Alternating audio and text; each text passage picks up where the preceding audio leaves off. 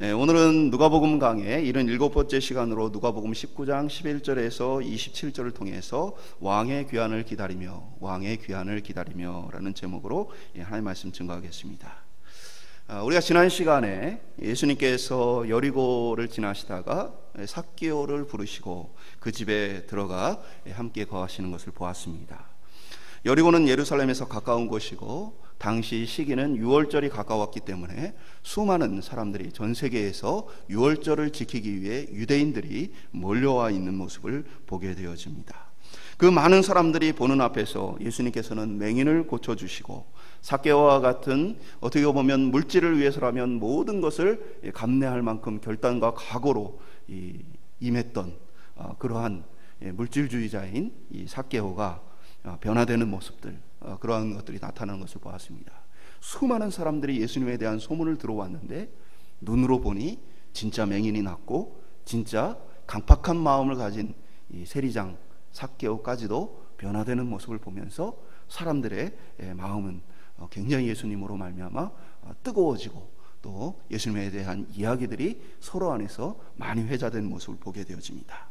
오늘 본문 11절은 그들이 이 말씀을 듣고 있을 때에 비유를 더하여 말씀하시니, 그러니까 이 삭개오를 향해서 이렇게 말씀하시면서 내가 잃어버린 것을 찾기 위해 왔다라고 말씀하시는 그 말씀을 듣다가 예수님께서 그 비유를 더하셨다라고 기록합니다. 이 더하셨다라는 이 11절의 표현은 오늘 본문이 바로 이전에 있던 삭개오 사건과 연관되어진 사건이다, 그것과 연결되어져 있다라는 것을 특별히 보여주는 표현입니다. 예수님께서 삭개오의 신앙 고백을 들으시고는 그를 아브라함의 자손으로 인정하셨습니다. 그러면서 사람들 사이에는 어떤 변화가 일어났느냐, 11절 이제 하반절에 보면 어떻게 기록되어 있습니까? 이는 자기가 예루살렘에 가까이 오셨고 그들은 하나님 나라가 당장 나타날 줄로 생각함이더라. 그래서 삭개오의 사건을 바라보면서 이제 사람들 속에서는 진짜 하나님의 나라가 이제 왔구나, 이제 예수님께서 예루살렘으로 들어가기만 하시면 나라를 세우고 반역을 해서 로마를 물리치고 다시 한번 우리에게 자유를 주시겠구나, 사람들은 당장 이제 하나님 나라가 왔다라고 생각을 했습니다. 실제로 지금의 상황은 충분히 예루살렘을 위시한 주변의 로마 군대를 제압할 만한 상황입니다. 왜냐하면 평소보다는 훨씬 더 많은 유대인들이 전 세계에서 유월절을 지키기 위해서 신앙심이 뛰어난 사람들이 모여있기 때문입니다. 그들에게 불만 확 당겨도 그들은 당장의 목숨을 걸고 로마의 군대를 물리칠 만한 지금 상황입니다. 그러니까 사람들 사이에서는 그러한 마음들이 지금 충만한 상태에 있는 것이죠. 실제로 예수님의 십자가 사건이 벌어지는 이 유월절에 빌라도가 총독이 두려워했던 것은 무엇입니까? 밀란이 일어날까 봐. 평소 같으면 로마의 군대를 동원해서 어느 정도 이 반란을 진압할 수 있지만 지금은 유월절이기 때문에 어마어마한 수의 이 유대인들이, 그리고 신앙에 열심히 있는 이들이 모여있기 때문에 지금 있는 로마군의 수로는 도저히 이 밀란을 진압할 만한 상황이 아니었기 때문에 사실은 이 빌라도 역시도 밀란을 두려워했던 시기이기도 합니다. 이러한 정황을 바라보면 사람들은 해볼만 하다, 예수님이 이제 예루살렘에 들어가시면 새로운 나라가, 새로운 역사가 시작될 것이다 라고 기대를 했던 것이죠. 실제로 사람들은 예수님이 입성할 때 어떻게 소리칩니까? 우리가 이제 다음 시간 살펴볼 19장 38절에 보면 이르시되 찬송하리로다 주의 이름으로 오시는 왕이여 하늘에는 평화요 가장 높은 곳에는 영광이로다 하니, 사람들이 막 예수님을 향해서 하나님을 찬송합니다. 구원자를 보내셨다라는 것이죠. 마태복음 21장 9절에 보면 앞에서 가고 뒤에서 따르는 무리가 소리 높여 이르되 호산나 다윗의 자손이여 찬송하리로다 주의 이름으로 오시는 이여 가장 높은 곳에서 호산나 하더라. 다윗의 자손이여 라고 이들이 고백하는 것은 무엇입니까? 드디어 우리를 독립시켜줄 하나님의 구원자가 왔다, 다윗의 자손이 왔다라고 그들이 외쳤던 것입니다. 그러니까 예수님이 예루살렘에 입성할 때까지만 해도 이들은 뭘 기대했던 거예요? 이제 곧 새로운 이스라엘이 시작될 것이라고 기대를 했던 것입니다. 맹인도 그렇고 호산나 다윗의 자손이라 외친 사람들도 그렇고 이들의 외침은 하나같이 예수님께서 바로 그 구원자 메시아 그리스도임을 고백했던 것입니다. 그러니까 그들의 생각은 당장 하나님의 나라가 나타날 것이다. 하나님의 회복했다가 나타날 것이다. 오늘도 종말에 대한 이야기가 참 많이 나타나게 되어집니다. 기후이상, 나라 간의 갈등, 전염병, 이 수많은 것들이 성경에 있는 기록들이 좀 피부에 와닿기 시작하면서 사람들은 종말에 대한 이야기를 많이 합니다. 또 백신과 관련해서 신앙생활을 하지 못하게 하는 것이다, 사람들을 통제하려 하는 것이다 라는 이 종말론적인 소문들도 많이 나타나는 것을 보게 되어집니다. 근데 사실은요, 백신이 아니어도 이미 우리는 상당한 통제의 상황 속에 있습니다. 코로나로 인해서 이동이 자유롭지가 않고 나라와 나라 사이에 왔다 갔다 하는 것이 어렵습니다. 그리고 실제로 통금, 통제 전 세계적으로 많이 나타납니다. 그러다 보니까 실제 현금을 쓰는 것이 적고 카드나 온라인을 통해 돈이 흘러가는 모든 정황들이 사실 금방이라도 확인할 수 있는, 이 사람이 어디를 가고 뭘 먹고 어떤 생활을 하는지 사실은 이미 인터넷이나 많은 것을 통해 확인이 가능한 시대를 살고 있습니다. 실제로 뭐 살해 사건이 나타나고 이런 범죄들이 나타나면 어떻게 합니까? 핸드폰 검사 내역, 검색 내역 이런 것들 다 조사하잖아요. 그래서 이 사람이 의도가 있느냐 없느냐를 그 사람의 기록을 가지고 이 판단을 하게 되어집니다. 그러니까 사람들의 마음 속에는 계속해서 어떤 이제 종말론적인 생각들이 다가옵니다. 통제에 대한, 세상에 대한 두려움의 생각들도 다가오게 되어집니다. 종말이 다가오고 종말의 세대를 살아가고 있는 우리 속에 어떠한 마음과 생각을 가지고 이 마지막 때를 살아가야 하는가? 오늘 하나님의 나라가 당장이라도 임할 것 같은 생각 속에 살았던 이 사람들을 향하여서 예수님께서 하셨던 말씀을 통해서 종말을 살아가는 우리에게, 또 종말이 다가왔다 여겨지는, 예수님의 재림의 때가 다가왔다 여겨지는 두려움 속에 있는 사람들에게 오늘 말씀을 통해서 우리가 마지막 때를 어떻게 살아갈 것인가 함께 살펴보도록 하겠습니다. 첫 번째 한번 따라해 보겠습니다. 주인의 부재.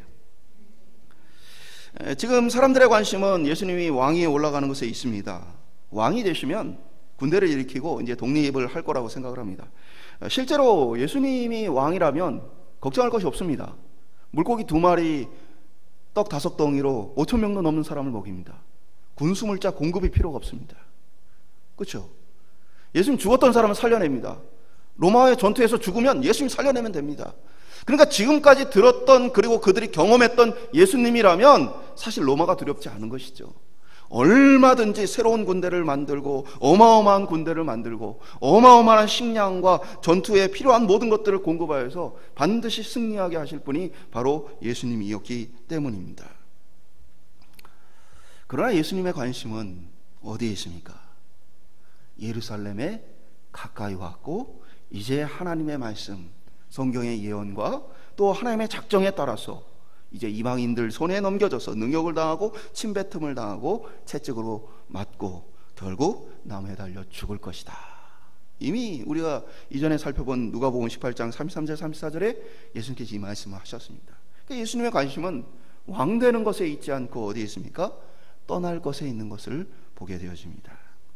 12절은 이르시되 어떤 귀인이 왕위를 받아 가지고 오려고 먼 나라로 갈 때에, 예수님 비유를 드는데 한 귀인이 왕위를 받아 가지고 오기 위해서 길을 떠났다라는 이야기를 합니다. 이 비유는 이제 예수님 당시에 사람들이 흔하게 잘 알고 있던 내용하고 비슷합니다.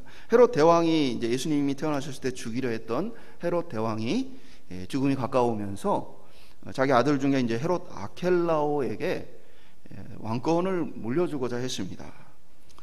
그런데 이제 이 왕권이라는 것은 당시 로마의 황제에게 승인을 받아야만 왕으로서 역할을 할 수 있었던 거예요. 그래서 헤롯 아켈라오가 왕위를 받기 위해서 로마로 떠납니다. 그런데 이 헤롯 아켈라오는 굉장히 포악한 사람이었기 때문에 유다 지도자들이 그를 원하지 않았습니다. 그래서 50명의 대표를 뽑아서 로마 황제에게 우리는 그가 왕 되는 것을 원치 않습니다 라는 부분을 항의하기 위해서 50명을 뽑아서 대표단을 보내게 되어집니다. 근데 결국 이 사건은 이제 이 대왕이란 칭호를 헤롯 아켈라오가 받지는 못합니다. 많은 반대로 인해서. 하지만 이 헤롯 아켈라오에 주었던 이 통치권은 로마가 인정을 해줍니다. 그래서 유대 지역의 통치권을 헤롯 아켈라오에게 주고 그를 대왕이라는 칭호 대신에 그를 분봉왕, 이 분봉왕이란 표현은 정확히는 지역 군주라고 좀 표현을 하는 것이 더 수월할까요? 왕이 아닌 한 지역, 일부 지역을 다스리는 통치자로 그를 인정하게 되어집니다. 그러니까 예수님의 이 비유는 당시 시대에 이 상황이 벌어진 지가 얼마 안 됐기 때문에 사람들의 이해하기가 좀 수월했을 것입니다. 하지만 이 비유를 헤롯 아켈라오를 대상으로 비유를 한 것이냐는 별로 중요하지 않습니다. 왜냐하면 예수님이 이 비유를 들었을 때에는 이 비유 속의 내용 자체가 중요하기 때문에 그래요. 곧 여기서 중요한 것 중에 하나는 무엇입니까? 일정 기간 동안 왕권을 받기 위해서 어떻게 한다? 떠난다라는 것에 있습니다. 우리 역시도 마찬가지예요. 우리나라의 역사도 보면 이제 우리가 중국에 상당히 많은 영향력을 오랫동안 받아왔습니다. 어떻게 합니까? 왕권을 받기 위해서 어떻게 해요? 중국 황제가 조선의 왕으로 또는 고려의 왕으로 이렇게 이제 승인을 해줄 때 그때 왕권이 보장되어지는 모습을 보게 되어집니다. 그러니까 오늘날도 비슷한 거 보이시죠? 뭡니까? 바이든이 이렇게 미국의 대통령이 됐다 하니까 어떻게 합니까? 뭐 일본이나 우리나라나 바이든이 누구한테 연락을 먼저 했대? 누가 뭐 더 바이든을 먼저 만난대? 하죠. 또 우리 대통령도 마찬가지고 또 일본의 이 총리도 마찬가지고 언제 미국에 가서 바이든을 만날 것인가 얘기를 하죠. 그러니까 이것이 인준을 해주는 것은 아니지만 무엇입니까? 약소국이 강대국 앞에 가서 관계를 잘 맺기 위해서 애쓰는 모습은 사실 별로 다르지 않은 것이죠. 근데 이 기간 어떻게 보면 이제 로마까지 다녀오는 기간은 6개월 정도의 시간이 걸립니다.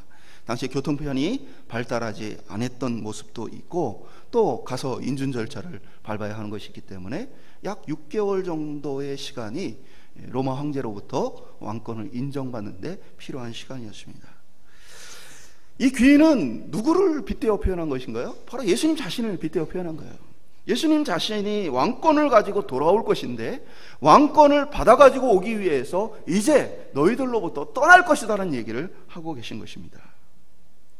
사람들은 예수님께서 예루살렘에 가시면 즉시 왕이 될 거라고 생각을 했지만 예수님은 그것이 아니고 그곳에서 이제 왕권을 받으러 떠날 것이다 라는 이야기를 하시는 것이죠. 그러니까 우리의 상태는 그와 같아요. 주인이 잠시 자리를 비워둔 상태인 것입니다. 그러니까 오늘 우리의 처한 상황은 예수님께서 우리에게 다시 오실 거라는 약속을 주시고 자리를 비우신 상황입니다. 그래서 이 땅은 하나님 나라가 완전히 완성되어진 것이 아니고 여전히 사단이 활동하고 있는 때가 바로 우리가 살고 있는 지금의 현실입니다. 그렇기 때문에 우리는 이 땅에서 예수님을 바르게 믿고 바르게 따랐다고 해서 꼭 평안하고 잘 되어지는 것만은 아닙니다. 우리가 때로는 예수를 바르게 믿고 따르고자 할 때에 이 세대의 권세와 영향을 가진 사단의 세력의 고통과 어려움을 우리가 겪을 수 있는 것입니다. 그럴수록 믿음의 사람들은 어떻게 해요? 다시 오시겠다고 약속하셨던 그 예수님의 약속을 떠올리며 인내하고 견디고 있는 것이 바로 믿음의 길이었다라고 볼 수 있는 것입니다. 요한계시록을 통해서도 계속해서 강조하여 반복하는 것이 무엇입니까? 끝까지 견디는 자는 복을 얻게 되어진다, 구원을 얻게 되어진다 라는 말씀을 반복적으로 하게 되어지죠. 왜 그렇습니까? 바로 주인이 잠시 왕권을 가지러 떠난 상태이기 때문에 그래요. 이것과 비슷한 것을 예수님께서는 결혼의 비유를 통해서도 말씀을 하셨어요. 요한복음 14장 2절에 보면 내 아버지 집에 거할 곳이 많도다. 그렇지 않으면 너희에게 일렀으리라. 내가 너희를 위하여 거처를 예비하러 가노니. 예수님 또 뭐였어요? 떠나는 얘기라요. 내가 너희와 함께 하는데 너희와 함께 살기 위한 거처를 마련하기 위해서 내가 거처 마련을 위해 떠날 것이다 라는 얘기를 하시는 거죠. 그러니까 이 동일한 것은 무엇입니까? 바로 그리스도인은 주님이 다시 오시는 순간까지 믿음으로 기다리는 자들이다 라는 것입니다. 그리스도인은 예수님의 다시 오심을 날마다 간절히 기다리며 바라보는 삶을 사는 자들이다. 예수님께서는 이제 그 기다림이 끝났다고 생각하는 이들을 향해서 뭐라고 계시는 거예요? 아직 안 끝났다 얘기를 하시는 거예요. 오늘 우리의 삶은 이 기다림 속에 있는 것입니다. 그렇기 때문에 신앙생활 하다가 낙심할 만한 일을 만나거나 이 땅에서 여러 가지 어려움들을 만날 때마다 우리는 예수님께서 다시 오실 날을 기다리며 소망해야 합니다. 그것은 당연한 일입니다. 고난을 받는 것이 당연하고 어려움을 겪는 것도 당연한 것입니다. 예수를 믿는 길이 힘들고 괴로운 것도 당연한 것입니다. 왜냐하면 주님이 아직 왕권을 가지고 이 땅에 오시지 않았기 때문입니다. 오늘 저와 여러분이 예수 믿는 이 길이 힘들고 어렵더라도 낙심하지 않고 포기하지 않고 우리 주님이 능력이 없어서가 아니라 우리 주님이 우리를 버려둬서가 아니라 다시 오신다는 그 약속을 바라보며 용기 낼 수 있는 저와 여러분 될 수 있기를 주님의 이름으로 축원드립니다. 두 번째 한번 따라하겠습니다. 주어진 사명. 오늘 본문에 보면 이제 두 부류의 사람이 나타납니다. 하나는 귀인의 왕됨을 반대하는 자들입니다. 14절에 보면 그런데 그 백성이 그를 미워하여 사자를 뒤로 보내어 이르되 우리는 이 사람이 우리의 왕됨을 원하지 아니하나이다 하였더라. 말씀드린 것처럼 이들은 귀인을 좋아하지 않습니다. 그가 왕되는 것을 원치 않습니다. 여기서 미워하다는 표현은 에미순이란다는데 습관적으로 반복적으로 계속해서 미워한다는 뜻을 가지고 있습니다. 그러니까 이들은 귀인과의 제대로 된 관계가 맺혀져 있지 않은 사람이고 귀인을 반대하는 이들입니다. 그런데 귀인은 이들에 대해서 아무것도 요구하지 않고 갑니다. 뭐 나라를 잘 돌보라든가 아니면 생업을 걱정하지 말고 잘 진행하라, 아무것도 이야기하지 않습니다. 반면에 13절에 나타난 그 종 열을 불러 은하 10문화를 주며 이르되 내가 돌아올 때까지 장사하라 하니라. 10명의 종들에게는 명령을 내립니다. 그들이 해야 할 일을 줍니다. 10문화의 비유는 달란트 비유와 굉장히 비슷한 것처럼 보이지만 몇 가지 차이들이 있습니다. 달란트는요 한 34kg 정도 되는 무게단이에요. 금 34kg면 시세가 자꾸 바뀌지만 오늘날 시세로 약 20억 정도가 됩니다. 그럼 5달란트 맡겼다는 건 뭐예요? 100억 맡기고 갔다는 얘기야. 반면에 문화는 그거보다 훨씬 작은 단위입니다. 노동자 월급으로 약 3, 4개월치 정도의 월급이 이 문화입니다. 그런데 오늘 비유에 보면 주인이 한 문화씩 똑같이 10명의 종들에게 나눠줍니다. 한번 상식적으로 생각해 보세요. 왕될 사람입니다. 귀인입니다. 재산이 많겠어요? 적겠어요? 많겠죠. 어마어마하게 많을 겁니다. 근데 겨우 몇 달치 월급씩 10명에게 나눠주고는 명령을 하고 가요. 그 돈 잃어버려도 그만이고 그 돈 별로 중요하지 않습니다. 만약에 주인이 재산을 불리고자 했다면 훨씬 더 많은 금액들을 믿을 만한 자들에게 맡겼을 것입니다. 그러니까 여기에서 이상한 것들을 느끼게 되는 거예요. 왜? 그 귀인에게 있어서 얼마 되지도 않는 돈을 가지고 10명에게 나누어 주고 명령을 내리고 갔을까? 또 하나의 차이는 어떤 것이 있습니까? 또 하나의 차이는 금액의 차이도 있지만 나눠준 것에 대한 차이도 있어요. 달란트의 비유에는 서로 다르게 나눠줍니다. 근데 오늘 문화의 비유에서는 똑같이 나눠주는 모습을, 한 사람당 한 문화씩을 나눠주는 모습을 보게 되어집니다. 그렇다면 도대체 이 왕 될 사람은, 귀인은 어떠한 목적으로 이 일을 명령했는가? 사실은 지금 왕이 되는 어마어마한 중요한 일에 비해서 얼마 안 되는 재산을 종들에게 나눠줘서 장사하라는 일은 별로 중요해 보이지 않아요. 지금 왕 되는 어마어마한 일에 비해서 지금 이 종들에게 얼마 안 되는 이 재산을 나눠주고 장사하라는 이 명령은 별로 중요해 보지 않아요. 근데 오늘 본문은 굉장히 중요하게 기록을 했다는 것이죠. 제가 이 젊은 나이에 높은 직책에 오른 한 청년과 이제 대화를 나누게 됐어요. 나이에 비해서 회사 내에서 직급이 굉장히 높습니다. 그 부모가 대단해서가 아니에요. 부모가 그 회사에 어떤 지분을 많이 갖고 있는 사람이어서가 아니라 이 청년 자체가 굉장히 똑똑해가지고 실력으로 인정받아서 젊은 나이에 높은 지위에 올라갔어요. 이 청년이 종종 이런 얘기를 해요. 본인이 나이도 어린데 자기 밑에서 일하는 사람들이 나이가 많은 사람들도 많고, 특히 이제 타부서에는 자기보다 직급이 훨씬 낮은 사람들 중에 자기보다 선배들이나 나이 많은 사람이 굉장히 많은 거예요. 그리고 그 사람들이 따르는 그 라인들은 사람들은 하나같이 다 회사에서 오래된 경력을 가진 사람들이에요.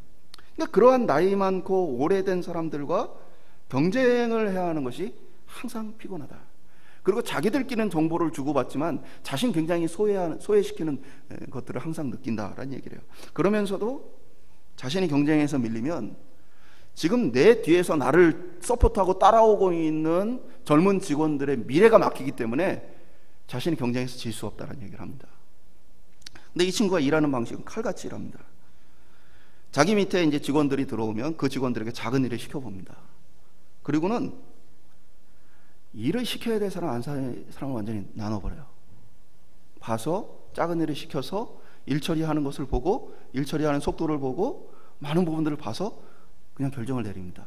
얘는 내가 앞으로 데려가면서 중요하게 쓸 애, 얘는 별로 중요하지 않은 애, 완전히 나눠버려요.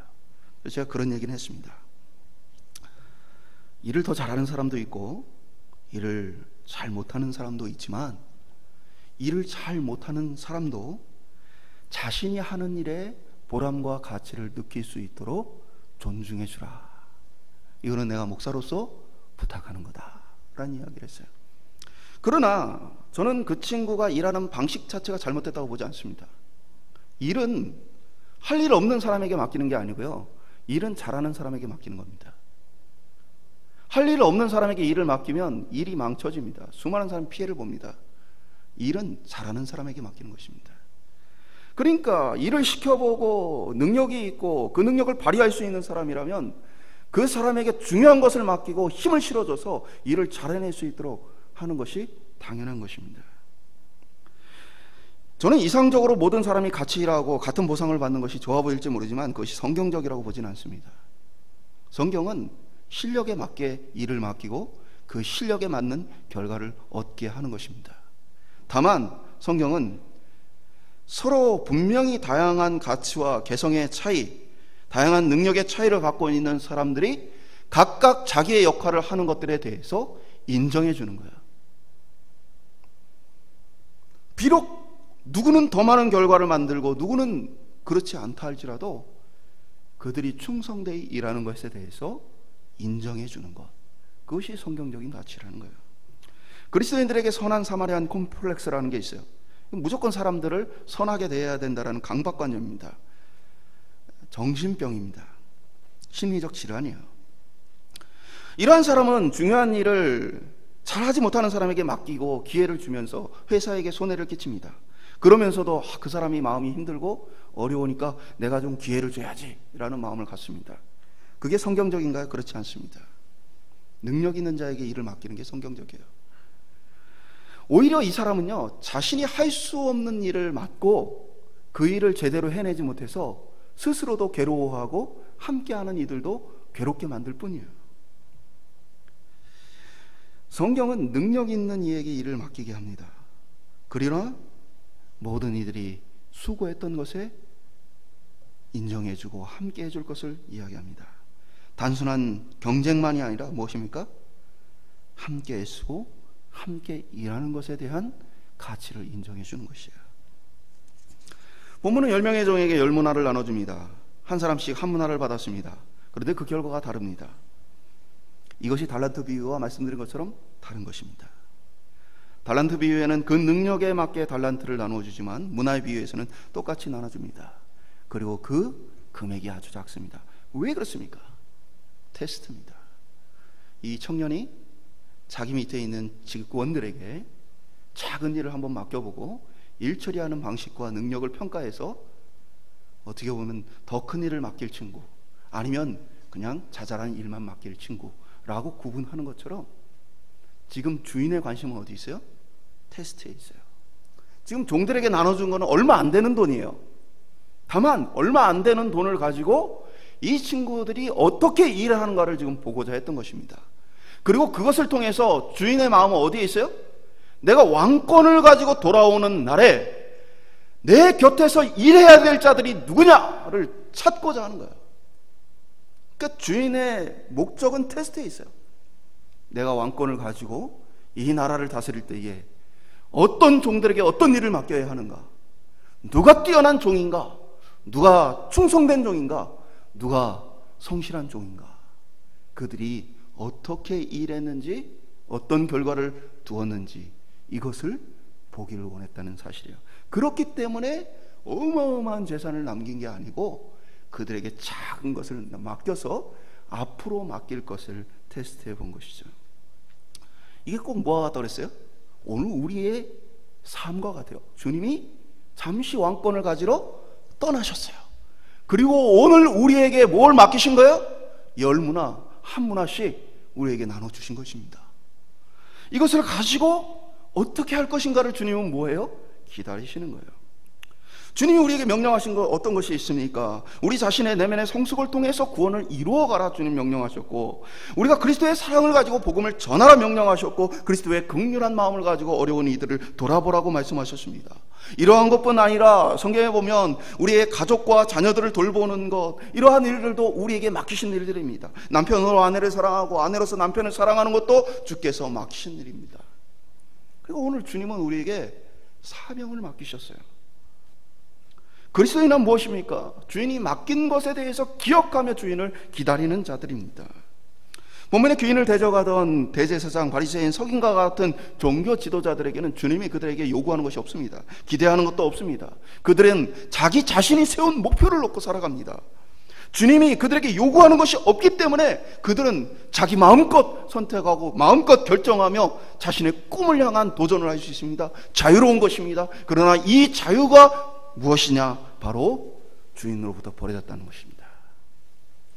종종 그리스도인들이 예수 안 믿는 사람들을 보며 부러워합니다. 예수 안 믿는 사람은 저런 방법을 써서 저렇게 하는데, 예수 안 믿는 사람은 저런 방식으로 해가지고 자신의 이득을 도모하는데, 우리는 예수 믿기 때문에 이것도 안 되고 저것도 안 되고 갇혀있는 것 같다 생각하지만 이 자유는 버려진 겁니다.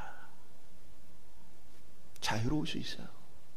주님은 그들에게 아무것도 요구하지 않습니다. 니들 마음대로 살아라. 니 하고 싶은 대로 살아라. 네가 원하는 것 다 이루며 살아라. 오늘 저희에게 하나님의 사명이 있고 하나님의 삶의 방법이 있다는 것은 오늘 주님이 우리에게 기대하는 것이 있기 때문입니다. 또 우리를 버리지 않았기 때문입니다. 사랑하는 여러분, 우리는 주의 종들입니다. 그의 백성이고 자녀입니다. 우리는 우리 자신을 위해서가 아니라 주인의 맡기신 일을 위해 사는 자들입니다. 주인이 우리 삶을 통해 기대하는 것이 있고 바라는 것이 있는 귀한 가치 있는 삶입니다.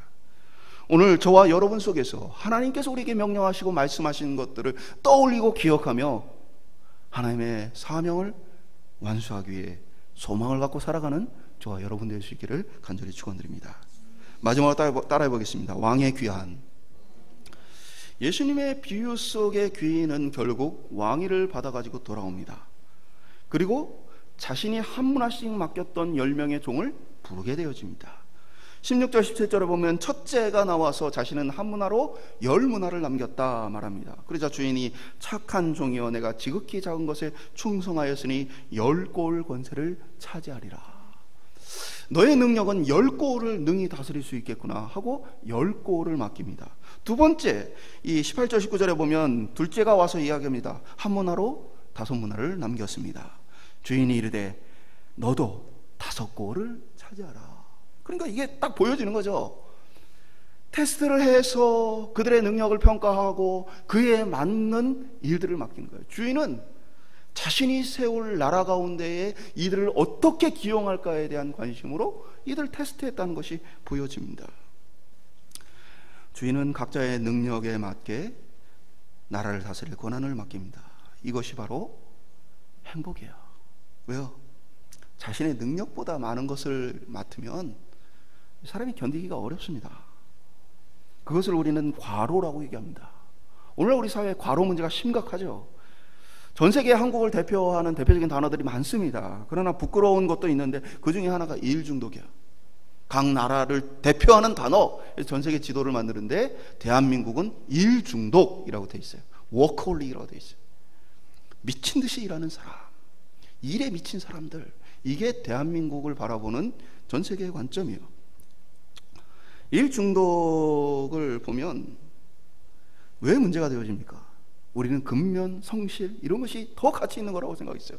그래서 새벽에 일찍 일어나서 밤늦게까지 수고하고 애쓰는 것이 가치 있다고 여겼어요. 근데 일 자체를 그렇게 하다 보면 인생의 정말 중요한 가치들을 잃어버리게 되어집니다. 가족을 물질적으로 돌볼 수는 있지만 가족과 함께 마음을 풍성히 나누기는 어렵습니다. 자신의 많은 것을 소유할 수는 있지만 그 소유한 것을 통해 진정한 기쁨을 누리지는 못합니다. 그것은 우리 사회가 계속해서 지금 변화되어지는 과정 속에 있는 부분입니다. 일 중독.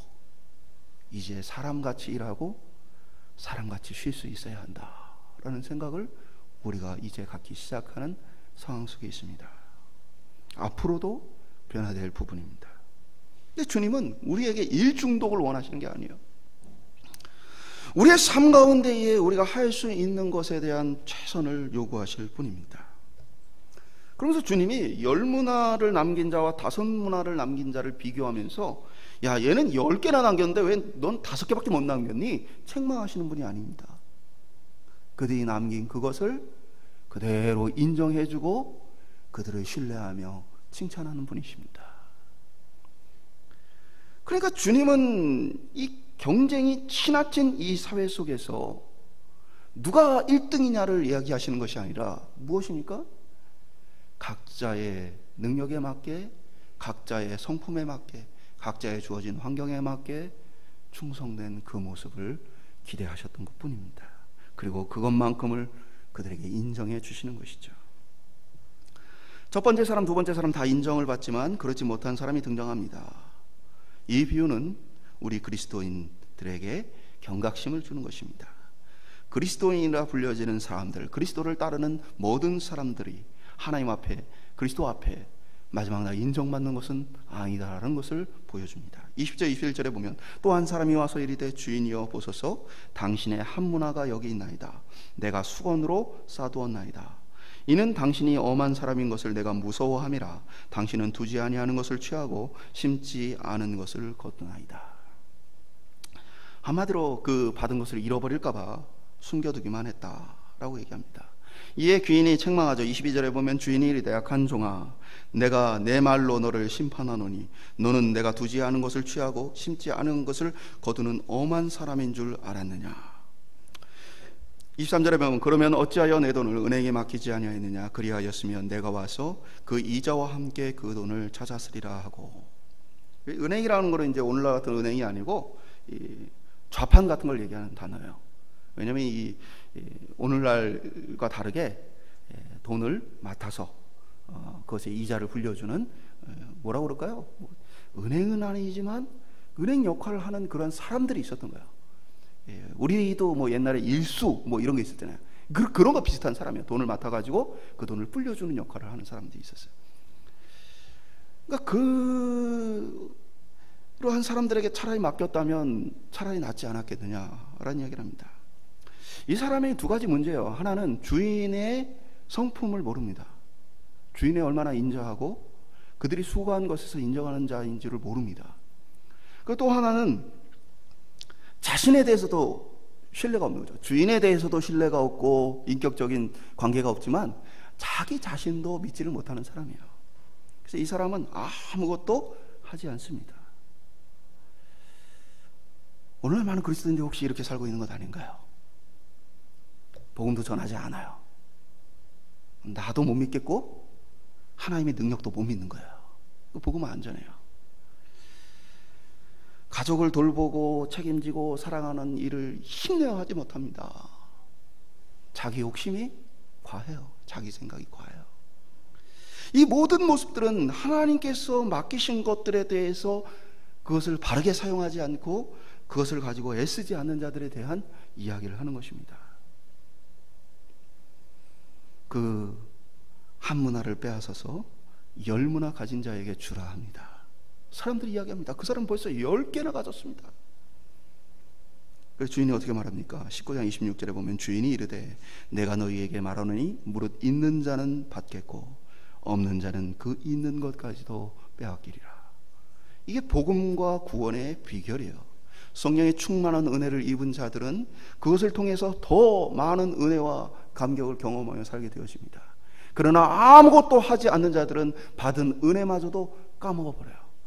주일날 은혜를 받고 정말 내가 주를 위해 살겠다 다짐하고는 그냥 잊어버려요. 그대로 살지 않기 때문에 다 까먹어버리는 거예요. 남지 않는 인생을 살게 되어지는 거예요. 하나님 앞에 마지막 날에 내가 있는 것 간신히 간직해서 왔습니다. 고백하는 인생이 되어지는 거예요. 모든 것을 빼앗긴 종과 더불어 또 남아있는 부류가 하나 더 있죠. 귀인의 대적자들입니다. 주인은 이들을 끌어다가 죽이라 명령합니다. 곧 그들에게 자유가 있는 것처럼 보여지고 그들 나름대로의 인생의 목적과 가치가 있는 것처럼 여겨졌지만 주인에게는 아무런 가치가 없는 거예요. 하나님 나라에는 아무런 가치가 없는 것입니다. 오히려 그들의 대적했던 모든 것은 죽음의 결과를 맞게 되어지는 것이죠. 주님이 우리에게 원하시는 건요, 성과가 아니고 작은 것에 충성하는 것입니다. 얼마나 많은 것을 남겼느냐가 아니고 내 명령을 따라 수고하였느냐를 묻는 것입니다. 오늘 저희들의 삶 가운데에 마지막 날 주님이 다시 오시는 날, 이제 왕권을 가지고 오시는 그날에 주님 앞에 무엇을 내놓을 것인가? 저 돈 열심히 벌다 왔어요. 제가 인류 사회에 이런 공헌을 하고 왔습니다. 하나님 나라에 아무런 가치 없습니다. 주인이 관심이 있어 하는 것은 주인이 명령한 것들입니다. 그것을 성실히 행했느냐 하는 것이죠. 마지막 날은 또한 심판의 날이라 이 땅에 이루어지지 않은 완전한 정의가 실현되는 날입니다. 이 정의가 실현되기 전까지 많은 이들은 승승장구하며 자신의 자유를 누릴 것입니다.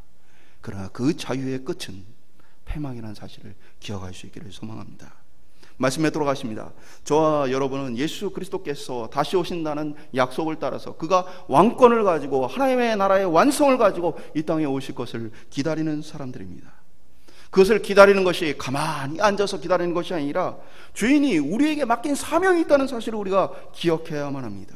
우리가 해야 하는 것은 무엇인가? 우리의 가진 모든 것, 하나님이 우리에게 주신 문화를 가지고 무엇을 해야 되는가 돌아볼 수 있기를 소망합니다. 왕의 귀환이 가까이 오고 있습니다. 이제 모든 것을 왕 앞에 내어놓아야 합니다. 너는 건강을 가지고 뭘 했니? 너는 시간을 가지고 뭘 했니? 너는 네가 가진 지식과 지혜를 가지고 뭘 했니? 네가 가진 재물을 가지고 무엇을 했니? 네가 가진 은사와 네가 가진 모든 것을 가지고 어떠한 삶을 살았니? 저와 여러분이 주인이 보고자 하는 것, 또 주인에게 보여드리고자 하는 마음을 가지고 주인을 기다리는 것과 같이 준비되어 있고 깨어있을 수 있기를 간절히 축원드립니다. 아멘. 주 예수여 어서 오시옵소서.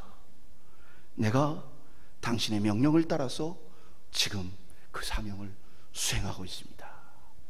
오늘 우리가 가 있는 그 모든 곳에서 하나님의 말씀이 아름답게 열매 맺는 귀한 삶 되기를 소망합니다. 오늘 저희들을 통해서 하나님의 나라가 이 땅에 임한 하나님 나라의 종들로서 살아가는 우리 모두에게 하나님께서 마지막 날 칭찬하시기를 주님의 이름으로 간절히 축원드립니다.